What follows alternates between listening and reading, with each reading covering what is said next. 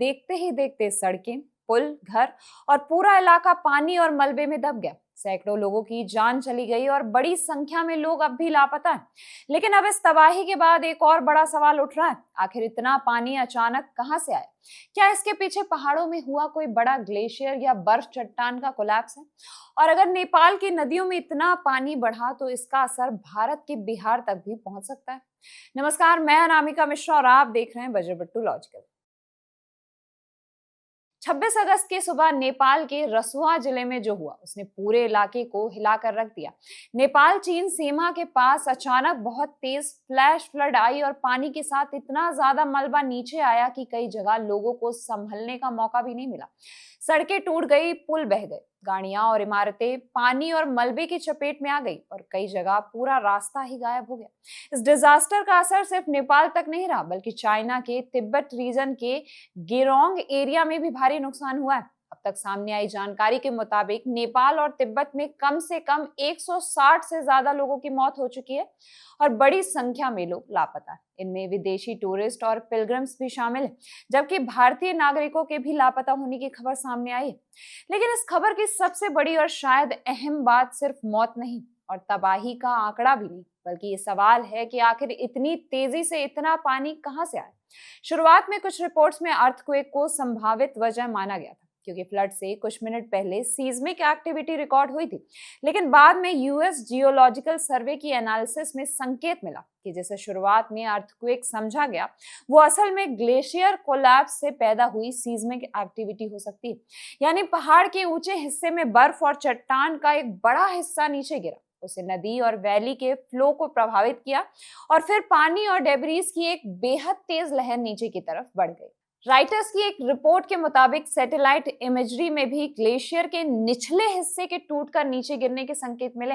हालांकि इस कोलैप्स के पीछे एग्जैक्टली क्या वजह थी, इसकी जांच अभी जारी। काठमांडू यूनिवर्सिटी के जलवायु शोधकर्ता प्रोफेसर रेजान भक्तकायस ने काठमांडू पोस्ट को बताया कि शुरुआती आंकलन है कि बर्फ का एक बड़ा हिमस्खलन लेंदे नदी में गिरा और उसने नदी का रास्ता रोक दिया, जिससे पीछे बड़ी मात्रा में पानी जमा होता गया। बाद में ये प्राकृतिक बांध टूट गया और जमा पानी अचानक नीचे की तरफ आ गया। यही पानी भोटे कोशी में पहुंचा और देखते ही देखते विनाशकारी बाढ़ में बदल गया। वहीं नेपाल के हाइड्रोलॉजी और मौसम विभाग का कहना है कि नेपाल या तिब्बत के ऊपरी इलाके में किसी ग्लेशियर झील के फटने की आशंका की जांच की जा रही। खास बात यह है कि रसुआ में मंगलवार और बुधवार को भारी बारिश नहीं हुई। ऐसे में हिमस्खलन से नदी रुकने या ग्लेशियर झील फटने की आशंका ज्यादा मानी जा रही है। और यहीं से एक और सवाल की शुरुआत होती है, जिस पर अब काफी चर्चा हो रही है कि क्या पहाड़ों और ग्लेशियर्स के आसपास बढ़ती मानवीय गतिविधियां भी रिस्क बढ़ा रही? यहाँ एक बात बहुत साफ समझना जरूरी है। अभी ये कहना कि चीन की बस्तियों की वजह से ही बाढ़ आई एक एस्टेब्लिश्ड फैक्ट नहीं हो सकता। फ्लड का तत्काल ट्रिगर ग्लेशियर या आइस रॉक कोलैप्स से जुड़ा माना जा रहा है, लेकिन उस कोलैप्स की एग्जैक्ट वजह और उसमें ह्यूमन एक्टिविटी की भूमिका अलग वैज्ञानिक जांच का विषय। असल चिंता है कि हिमालय का इलाका पहले से ही बेहद सेंसिटिव है। यहाँ ऊंचे पहाड़ हैं, ग्लेशियर्स हैं, बर्फ से बनी झीलें और उन्हीं पहाड़ों से निकलकर नदियां नीचे बसे इलाकों तक जाती हैं।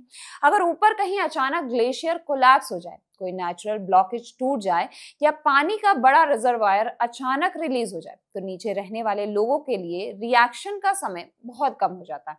और फ्लैश फ्लड की यही सबसे खतरनाक बात है, ये सामान्य बाढ़ की तरह धीरे धीरे बढ़ती हुई नहीं आती, बल्कि पानी और मलबे की तेज लहर बहुत कम समय में काफी दूर तक पहुंच सकती है। यही वजह है कि इस डिजास्टर में रेस्क्यू टीम्स के सामने भी बहुत बड़ी चुनौती खड़ी हो गई। कई रोड्स और ब्रिजेस टूटने की वजह से अफेक्टेड एरियाज तक पहुंचना मुश्किल हो रहा है, कम्युनिकेशन प्रभावित हो रहा है और कुछ जगह हेलीकॉप्टर्स के लिए भी लैंडिंग कंडीशंस आसान नहीं।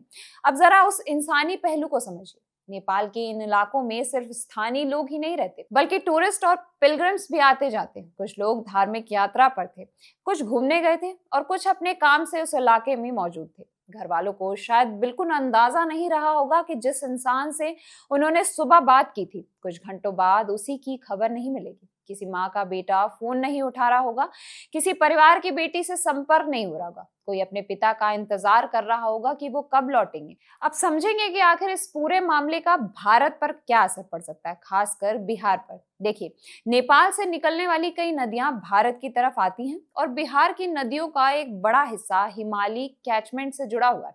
इसलिए नेपाल में भारी बारिश, लैंडस्लाइड, सडन वाटर रिलीज या किसी बड़े रिवर सिस्टम में अचानक बदलाव होने पर डाउनस्ट्रीम एरियाज में भी वाटर लेवल्स पर नजर रखना जरूरी हो जाता है। इसी वजह से बिहार और उत्तर प्रदेश के कुछ हिस्सों में अथॉरिटीज को अलर्ट रहने को कहा गया है। लेकिन इसका मतलब ये नहीं कि नेपाल में फ्लड आने का मतलब पूरे बिहार में तुरंत बाढ़ आ जाएगी। ये नदी के फ्लो, पानी की मात्रा, स्थानीय बारिश, रिजर्वायर्स और डाउनस्ट्रीम कंडीशंस जैसी कई चीजों पर डिपेंड करता है। इसलिए इस वक्त सबसे सही बात यही है कि बिहार के वल्नरेबल एरियाज में मॉनिटरिंग बढ़ाई जाए और प्रशासन की एडवाइजरीज को फॉलो किया जाए, ना कि किसी तरह की पैनिक वाली बात फैलाई जाए।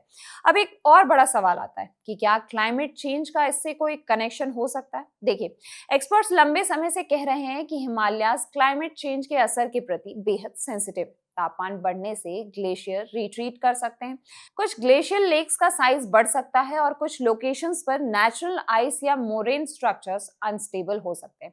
इसका मतलब ये नहीं कि हर फ्लड को सीधे क्लाइमेट चेंज के कारण हुआ डिजास्टर कहा जाए। इस पर्टिकुलर घटना का एग्जैक्ट मैकेनिज्म अभी जांच के दायरे में, लेकिन इतना जरूर है कि हिमालयन रीजन में ग्लेशियर रिलेटेड हजार्ड्स को लेकर मॉनिटरिंग और अर्ली वार्निंग सिस्टम्स को मजबूत करना बहुत जरूरी है। क्योंकि सोचिए, अगर किसी रिमोट माउंटेन वैली में ऐसी घटना होती है और नीचे रहने वाले लोगों को वार्निंग मिलने में कुछ ही मिनटों की देरी हो जाए, तो नुकसान कितना बड़ा हो सकता है।